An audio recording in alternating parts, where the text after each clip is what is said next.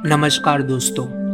असीरगढ़ के किले से लगभग 5 से 6 किलोमीटर की दूरी पर एक ऊंची पहाड़ी से होकर कच्चा दुर्गम रास्ता पठारी नदी तक लेकर जाता है। जब मैं असीरगढ़ के किले से नीचे उतरा तो मुख्य सड़क के सामने पर्यटन विभाग का लगा हुआ मोती महल का तख्ता दिखाई दिया। पैर थके हुए थे लेकिन मन तो मोती महल देखने के लिए चमक रहा था। सोचा एक और तेजा दिक्सु ही सही। मुख्य रास्ते से भीतर ऊंची पहाड़ी तक जाता रास्ता बहुत खूबसूरत है। आसपास के खेत, पहाड़ियां और उनके बीच चौखट में जमे आदिवासी घर बहुत मनमोहक है। एक छोटा सा तालाब भी है जिसमें ऊंचा असीरगढ़ अपनी परछाई बनाता है। पहाड़ियों पर शांति से चरती बकरियां, भेड़ और गाय भैंसों के दृश्य तो मुझे किसी न्यूजीलैंड की याद दिला गए। दोस्तों, मैं हाँफते हाँफते पहाड़ियां चढ़ता गया और उसी रमणीय दृश्य को अपने फोन में कैद करता रहा।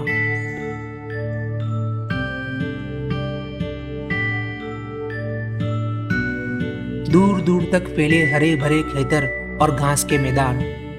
एक बड़े घास के मैदान में ऊंची नीची पहाड़ी से होकर निकलती पगडंडी मोती महल की तरफ ले जाती थी।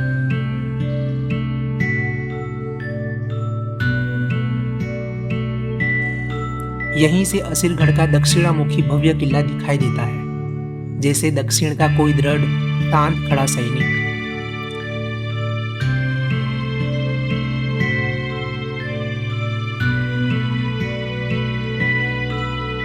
बारिश के बाद पहाड़ियों की दरारों में अच्छा खासा पानी जमा है। उसमें बगुले, पानी मुर्गी और गाय भैंसों के झुंड आराम फरमा रहे थे।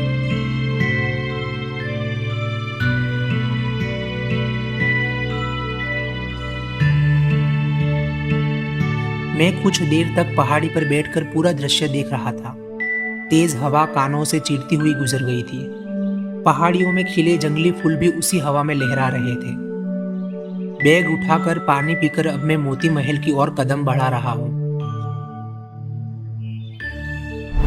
आसपास के खेतों में घनी झाड़ी जाखड़ की मजबूत बाड़ लगी है। दूर से दो ऊंचे फीके गुंबद दिखाई देते हैं। यही है वह पीला मोती जैसा महल, बिल्कुल वीरान और एकांत जगह में अकेला खड़ा हुआ।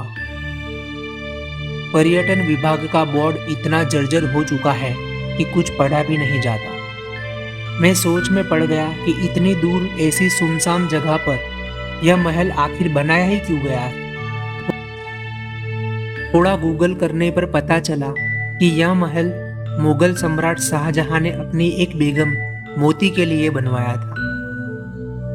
बेगम मोती बहुत सुंदर थी। 2 मंजिला इस महल के प्रवेश द्वार से कई कमरों की कतार बनती है। कमरों के बीच एक बड़ा सा आंगन है। महल का नीचा हिस्सा पत्थर से और ऊपरी हिस्सा ईंट और चूने से बना है।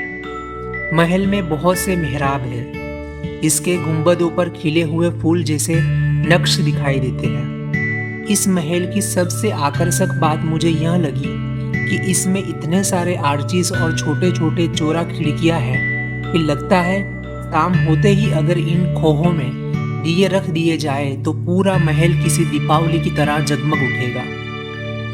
ऊपर की मंजिल में उत्तर और दक्षिण की ओर बने छज्जे भी अद्भुत हैं। मुगल और राजपूत दोनों शैलियों का सुंदर संगम यहाँ दिखाई देता है। दोस्तों, कहते हैं कि बेगम मोती यहीं बैठकर शाहजहां की राह देखती थी।